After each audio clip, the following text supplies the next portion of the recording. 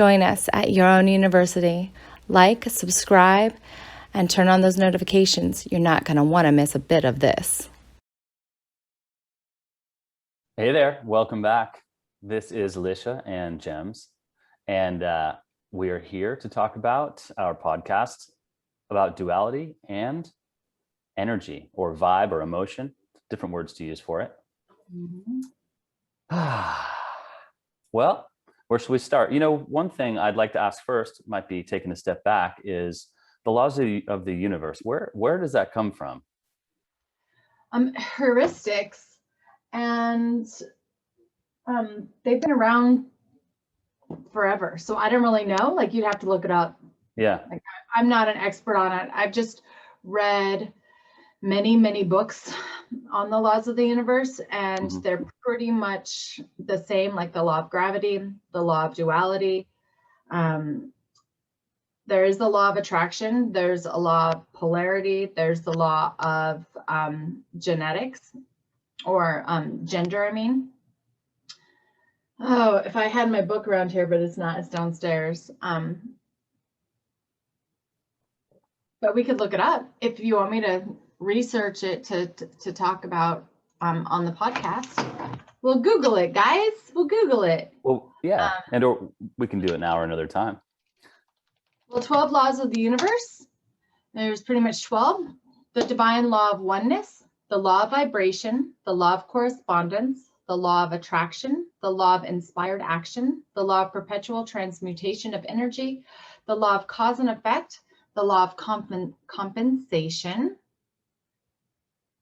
Let's see, I'm just going through here. These sound about right. So this is just the first thing that came up when I Googled it. The law of relativity, the law of polarity or duality, the law of perpetual motion, the law of giving and receiving, and then gravity. So there's some different takes on this one. That's what this particular website, Well and Good, said of the laws of this. And then there's the 7 Humeric laws that well, meanwhile, I'll just say, I don't know which is more powerful, the laws of the universe or Google. Right? In any case, it reminds me of technology because, rather not technology, it reminds me of Dvapara Yuga, the Yugas, and this being the era of a lot of technology happening. So there'll be something else as well. But right now, Google seems as powerful as the laws of the universe. Yeah. Yeah, I just didn't want to. The law of mentalism, the law of correspondence, the law of vibration. Yeah. I know. So those are the 7 Humeric laws. I believe it's Humeric. But kind of fun. I would definitely recommend looking them up. I have some great books on them that I bought years ago. I was introduced to them through Dr. Diadio Moses, and she was teaching at the School of Christ Consciousness, and she it was really like, this is what we need to figure out and learn about in order to work with our world, right? And how to accept it. And then I just dove into it because for me, overcoming struggle, right, or doing like my Buddhist path is like Buddha, like overcoming struggle, overcoming my need to fix myself, make myself better, be perfect for everybody, be the good girl, look perfect, have enough money, have enough, has been like a real driving force in my life. And she was like, well, learn the laws of the universe and then you'll have less struggle, right? And those first 12 that you read, and then use them. Did she specify, or did you just No, she sent me a book, right? Oh, okay. And I started there, and then I continued. But since we weren't talking about that today, I don't have that. No problem. Do you remember what the book was called? Just that first one? No, I don't. Well, I definitely wanted to. I could go downstairs and like look it up No, and no worries. go find it. Yeah, maybe another time, but I just didn't want to forget to ask you about that because that was interesting. It came up in our previous podcast related to duality in the mind. And again, today being about duality and emotions. Yeah, that list is something to look at in more detail. I like that. I don't know that I'd be able to apply any of that right now to this particularly, but I think we probably could at some point. When I think about emotions, just I experience a lot. Everyone experiences a lot. I've been experiencing a lot this week, especially, or past few weeks. And I'm just trying to think of how does duality apply to emotion. I kind of picture emotion as a bunch of waves, and then I picture duality as like a this, that, or something, I don't know, like a sword or something like that. So then how do these two things relate? Yeah, I think it depends for me anyway on like what I'm coming up against. I really, like in spiritualism, I got sucked into you have to feel good all the time and be positive all the time. And if you're not positive, then you're attracting the negative, which is absolutely true. But we also attract the negative when we're denying the negative within ourselves, when we're pushing it away, because we have to over focus on it or put more energy towards it, right? So emotion is energy in motion. So when we put that emotion towards like saying, no, I'm happy, like it's all good, like my husband and I fought last night, or my kids aren't doing what I'm saying, but I'm going to look like everything is perfect. I'm going to act like I'm high vibe, right? And we hold ourselves to that standard. It's really a spiritual, it's a spiritual blocking, I believe. It's a self-denial, I believe. And I think that it creates dis-ease in the body, because then this emotion has no place else to go but to depress, and it depresses into our nervous system and creates dis-ease. Wow, that's a gem right there. Yeah. Take a note, everyone. That was a real gem. So for me, duality and an emotion is being able to know myself and my emotion reality, like in our holistic coaching training at Your Own University, and really know for myself, like if I'm looking at love, right? Like what does the positive of love feel like in me, and what does the negative of love in me feel like? Where do those resonate? And when I'm feeling the negative, how can I honor that while moving myself up the vibrational scale to a more positive experience of love, right?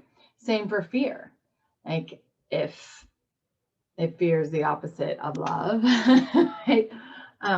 Like where is fear? Because there's a healthy fear and there's a not healthy fear. Like how can I not deny fear or make myself wrong or shame or blame or guilt myself if I have fear or hate or anger or any of those emotions we don't really like to feel, and work myself up that scale where it's a little bit better. It's a little less fear, or say, hell, like there's a bear right there and I need to run. Like I'm scared. This is a negative relationship and I'm in an abusive environment right now. How do I get myself out of it without denying it and pretending like everything is okay? Wow, that's great. I do want to ask, is there a particular scale you're talking about, or are you just talking about in general, like going up the spectrum of happiness? Or when you say going up the scale, like negative fear, negative love, or positive, and then go up the scale, what is that scale you're referring to? Is it anything in particular? I love David Hawking's work. So I talk and teach a lot about David Hawking work and Chris Parker's work on emotionality and emotion scale. And within Your Own University, we have, it's literally a vibration, or they measure in muscle testing with kinesiology. But now Joe Dispenza and the Heart Mind Institute will hook you all up, and like there's vibration, right? However, how we express that, in my opinion at least, and through my coaching with clients and how I teach my students to coach and relate or manage the people that they're interacting with, is to know your own. How I experience love, or how I experience success, or how I experience failure, or how I experience fear, or how I judge things are going to be completely different from you. So this is where self-exploration, knowing yourself, is priceless.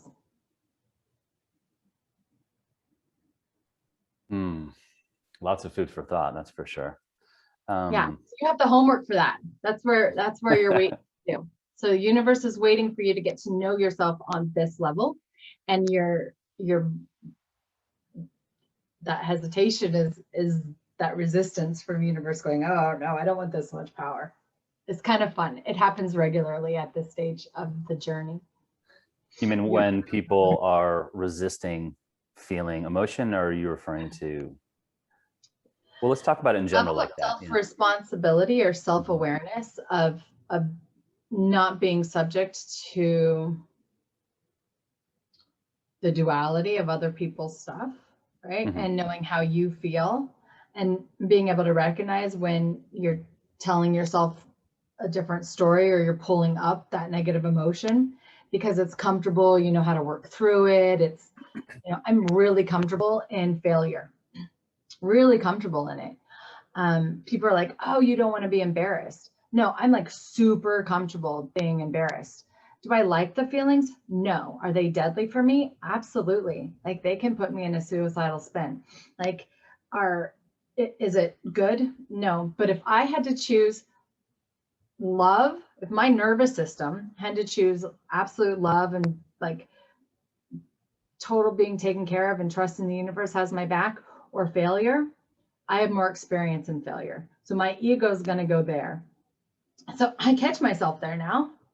And I say, oh, instead of I have to fix this failure, I'm broken, I need to work harder, I need to do this, I need to figure, instead of my mind. If I catch myself there, when I catch myself there, I can go, oh, this is my natural space.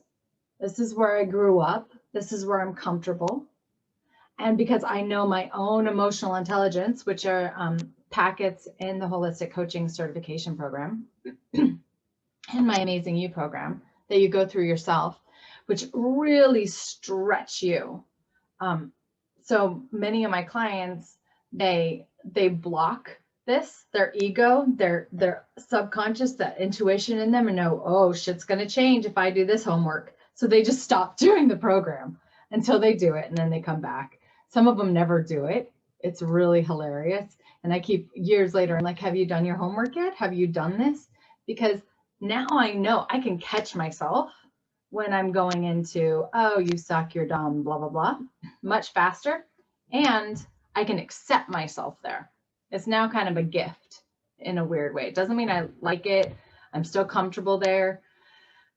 But I'll tell you, in the last 6 months, my capacity to do the opposite of that, believe in myself, love myself, stand in my value, has been stretched to a point of extreme uncomfortability that is super fun.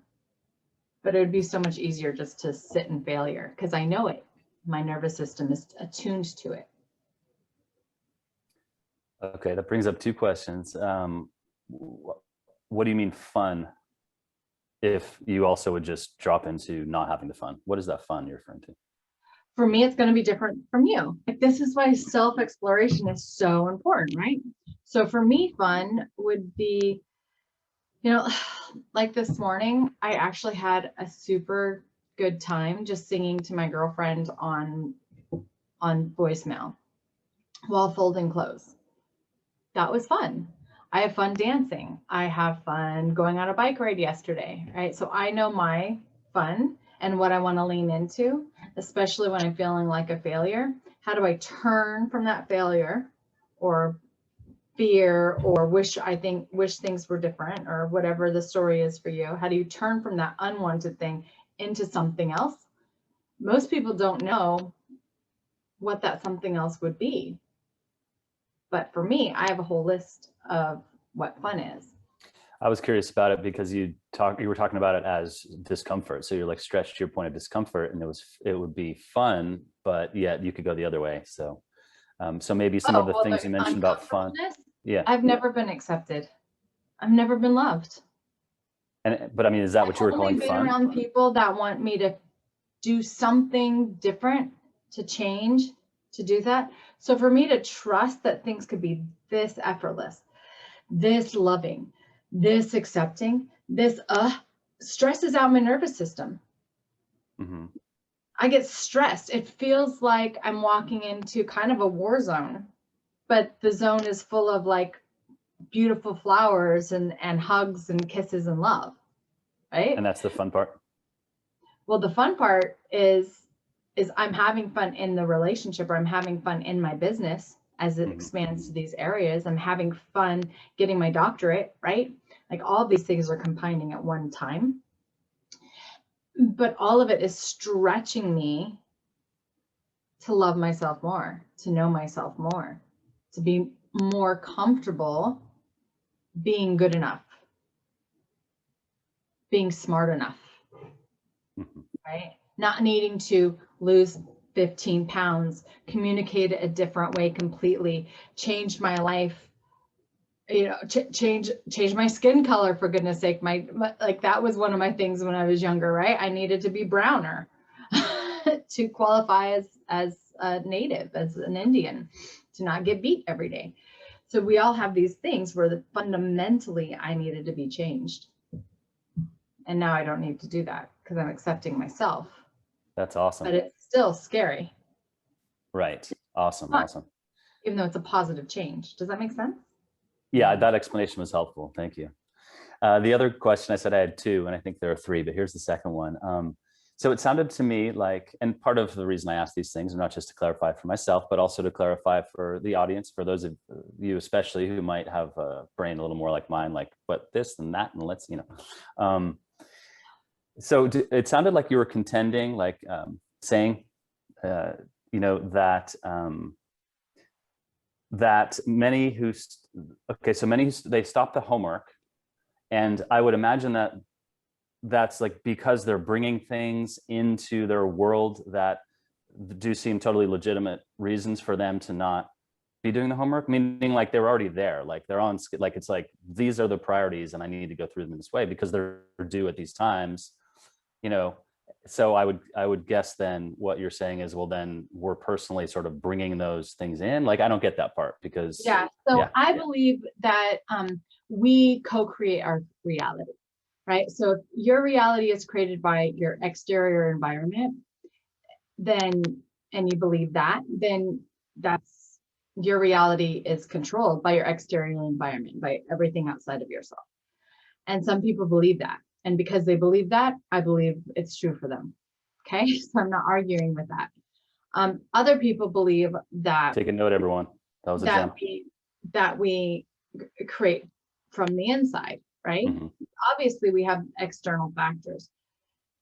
I believe that those external factors in my life, they've shown up as mirrors of my own internal beliefs, whether they're positive beliefs in myself or negative beliefs in myself. And some of those beliefs were I learned inherently to accept from my upbringing. And that's why I love doing inner child work. But when we are going against, when we're going against our upbringing, our nervous system, and we're co-creating, right? The unconscious mind will put out a like warning signal of no, don't let them really learn this. Don't let them really go this. There's going to be resistance to that really good thing. Okay, so maybe you've done this in a relationship, guys. So this is actually an example from one of my clients. Is he was in a relationship, right? And he really, really liked this girl, like really liked this girl. Okay, everything was just great. And he hadn't felt that way before. So he started freaking out and started creating all of these things that were wrong. Right? He couldn't get there. This wouldn't happen. That wouldn't happen. Blah, blah. All these things that were wrong.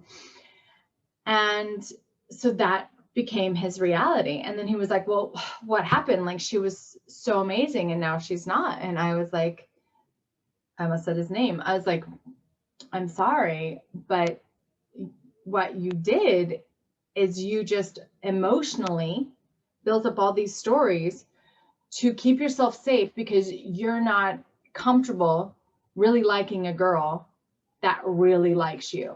Because the problem was she really liked him. And he was used to being really into the girl, but they weren't into him if it was going to work out. Does that make sense? That was his pattern. It does make sense. And of course, I just want to clarify one of the points to make sure it totally makes sense for me. It sounded like you were saying that in the external reality, she did actually change her behavior, but that was part of the co-creation of his internal world as reflected by the external world. Did you say that she changed, or did I just get that wrong? Okay. No, his nervous system got scared that she really, really liked him. Right, I get that. That it was going to work out, right? Mm-hmm. And so then he started putting himself back into check, downing it down, and figured out, well, why he doesn't really like her. Right. Okay. So then he started picking things apart. Right. When in reality, he could have gone, oh my God, I'm so scared here. Like, oh my gosh, I'm falling deeper in love. And that's scary because this could really work. That's a great bookmark spot right there. Whoa, boom, drop the mic. That's great. So what my client did actually is he did catch himself. That relationship actually dissolved because there was too much of that. He attracted another woman who was just adored him. This time he was able to be adored. He felt more comfortable with that. He wasn't reprocessing not being good enough, right? He was like, okay, I'm going to allow myself to love. He allowed himself to open up to love her, trusting in his own emotional intelligence because he did do the emotional homework. and knew himself. And then now they're having a baby. Wow. That is a romance success story. That's like what you see in the movies. Yes. Awesome. I love what you said I should check in with him today and see how it's going. Yeah, for sure. I don't know how we are for time. We're over a little bit.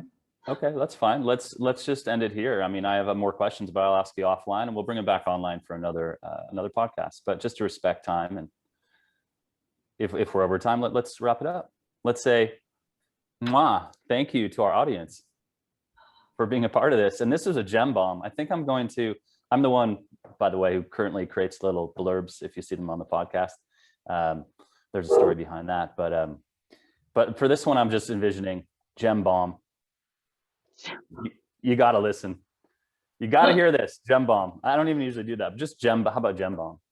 Yeah. So I want to just leave everybody with this. We have many emotions. I think there's 100 different emotions, states of being, which are judgments about who we are in those emotions. Excuse my dogs. And really actions that we take when we feel bad or feel good, right? Who we are, how we show up.